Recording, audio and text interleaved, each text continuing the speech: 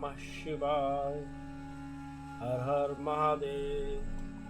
शिव पुराण की रुद्र संहिता के इस अध्याय में हम पार्वती की तपस्या विषयक दृढ़ता, उनका पहले से भी उग्र तप, उससे त्रिलोकी का संतप्त होना तथा समस्त देवताओं के साथ ब्रह्मा और विष्णु का भगवान शिव के स्थान पर जाने की कथा को सुनेंगे। ब्रह्मा जी कहते हैं, मुनीश्वर, शिव की प्राप्ति के लिए इस प्रकार तपस्या करती पार्वती के बहुत वर्ष बीत गए तो भी भगवान शंकर प्रकट नहीं हुए। तब हिमाचल, मैना, मेरु और मंदराचल आदि ने आकर पार्वती को समझाया और शिव की प्राप्ति को अत्यंत दुष्कर बताकर उनसे यह अनुरोध किया कि तुम तपस्या छोड़कर घर को लौट आओ। तब उन सबकी बात सुनकर पार्वती ने कहा, पिताजी, माताजी तथा मेरे सभी बांधव, मैंने पहले जो बात कही थी उसे क्या आप लोगों ने भुला दिया है? अस्तु, इस समय भी मेरी जो प्रतिज्ञा है उसे आप लोग सुन लें। जिन्होंने रोज से कामदेव को जलाकर भस्म कर दिया है वे महादेव जी यद्यपि विरक्त हैं तो भी मैं अपनी तपस्या से उन भक्तवत्सल भगवान शंकर को अवश्य संतुष्ट करूंगी। आप सब लोग प्रसन्नता पूर्वक अपने अपने घर को जाएं। महादेव जी संतुष्ट होंगे ही इसमें अन्यथा विचार की आवश्यकता नहीं है। जिन्होंने कामदेव को जलाया है, जिन्होंने इस पर्वत के वन को भी जलाकर भस्म कर दिया है, उन भगवान शंकर को मैं केवल तपस्या से यही बुलाऊंगी। महाभागगण, आप ये जान लें कि महान तपोबल से ही भगवान सदाशिव की सेवा सुलभ हो सकती है। यह मैं आप लोगों से सत्य सत्य कहती हूँ। सुमधुर भाषण करने वाली पर्वतराज कुमारी शिवा, माता मेनका, भाई मैनाक, पिता हिमालय और मंदराचल आदि से उपयुक्त बात कहकर शीघ्र ही चुप हो गई।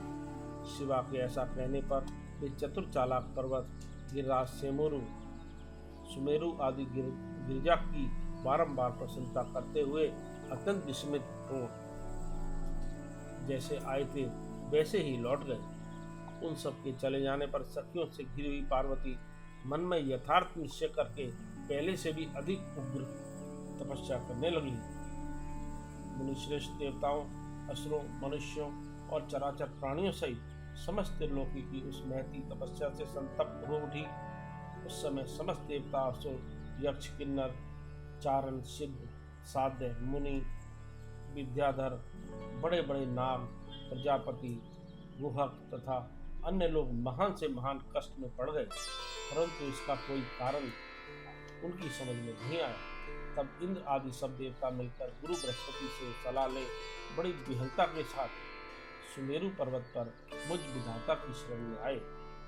उस समय उनके सारे अंग संतप्त हो रहे थे।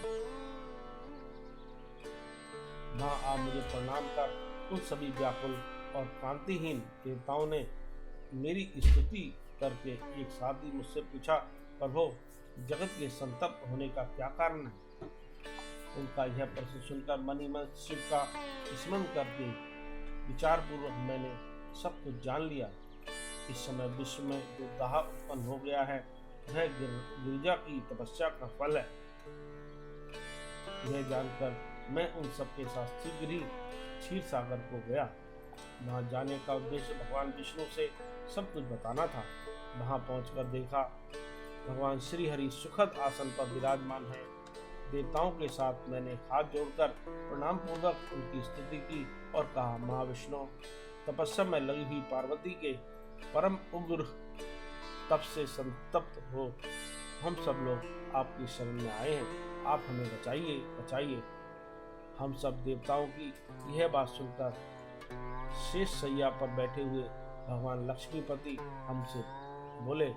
श्री विष्णु जी ने कहा, देवताओं, मैंने आज पार्वती की तपस्या का सारा कारण जान लिया है। अतः तुम लोगों के साथ अब परमेश्वर शिव के समीप चलता हूँ। हम सब लोग मिलकर यह प्रार्थना करेंगे कि वे गिरिजा को ब्याह कर अपने यहाँ ले आवें। अमरो, इस समय समस्त संसार के कल्याण के लिए भगवान से शिवा के पाणी ग्रहण के लिए अनुरोध करना है। देवादिदेव, पिनाकधारी भगवान शिव शिवा को वर देने के लिए जैसे भी वहीं उनके आश्रम पर जाएं, इस समय हम वैसा ही प्रयत्न करेंगे। अतः परम मंगल में महाप्रभु रुद्र जहाँ उग्र तपस्या में लगे हुए हैं, वहीं हम सब लोग चलें। भगवान विष्णु की यह बात सुनकर समस्त देवता आदि हठी, क्रोधी और जलाने के लिए उद्यत रहने वाले प्रलयंकर रुद्र से अत्यंत भयभीत हो बोले। देवताओं ने कहा, भगवान, जो महाभयंकर कालाग्नि के समान दीप्तिमान और भयानक नेत्रों से युक्त हैं, उन रोष भरे महाप्रभु रुद्र के पास हम लोग नहीं जाएंगे, क्योंकि जैसे पहले उन्होंने कुपित हो दुर्जय काम को भी जला दिया था, इसी प्रकार वे हमें भी दग्ध कर डालेंगे, इसमें संशय नहीं है। मैंने इंद्रादि देवताओं की बात सुनकर लक्ष्मीपति श्रीहरि ने उन सबको सांत्वना देते हुए कहा। श्रीहरि जी बोले, हे देवताओं, तुम सब लोग प्रेम और आदर के साथ मेरी बात सुनो। भगवान शिव देवताओं के स्वामी तथा उनके भय का नाश करने वाले हैं। वे तुम्हें नहीं दग्ध करेंगे। तुम सब लोग बड़े चतुर हो, अतः तुम्हें शंभु को कल्याणकारी मानकर हमारे साथ सबके उत्तम प्रभु उन महादेव जी की शरण में चलना चाहिए। भगवान शिव पुराण पुरुष सर्वेश्वर, वर्णीय, परात्पर, तपस्वी और परमात्मा स्वरूप है, अतः हमें उनकी शरण में अवश्य चलना चाहिए। प्रभावशाली विष्णु के ऐसा कहने पर सब देवता उनके साथ पिनाक पानी शिव का दर्शन करने के लिए चल पड़े। मार्ग में पार्वती का आश्रम पहले पड़ता था, अतः उन गिरिराज नंदिनी की तपस्या देखने के लिए विष्णु आदि सब देवता कौतूहल पूर्वक उनके आश्रम पर गए। पार्वती के श्रेष्ठ तप को देखकर सब देवता उनके उत्तम तेज से व्याप्त हो गए। उन्होंने तपस्या में लगी हुई उन तेजोमयी जगदम्बा को नमस्कार किया और साक्षात सिद्धि स्वरूपा शिवा देवी के तप की भूरी भूरी प्रशंसा करते हुए वे सब देवता उस स्थान पर गए जहाँ भगवान वृषभध्वज विराजमान थे। मुने वहां पहुंचकर सब देवताओं ने पहले तुम्हें उनके पास भेजा और स्वयं वे मदन दहनकारी भगवान हर से दूर ही खड़े रहे। वे वहीं से यह देखते रहे कि भगवान शिव कुपित हैं या प्रसन्न। नारद जी, तुम तो सदा निर्भय रहने वाले और विशेषतः शिव के भक्त हो, अतः तुमने भगवान शिव के स्थान पर जाकर उन्हें सर्वथा प्रसन्न देखा है। फिर वहां से लौटकर तुम श्री विष्णु आदि सब देवताओं को भगवान शिव के स्थान पर ले गए। वहां पहुंचकर विष्णु आदि सब देवताओं ने देखा भक्त वत्सल भगवान शिव सुखपूर्वक प्रसन्न मुद्रा में बैठे हैं।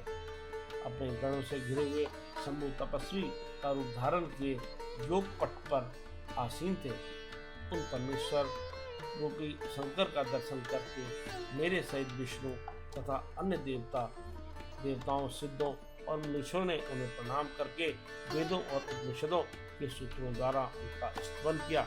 इस तरह इस अध्याय का समापन होता है। ओम नमः शिवाय।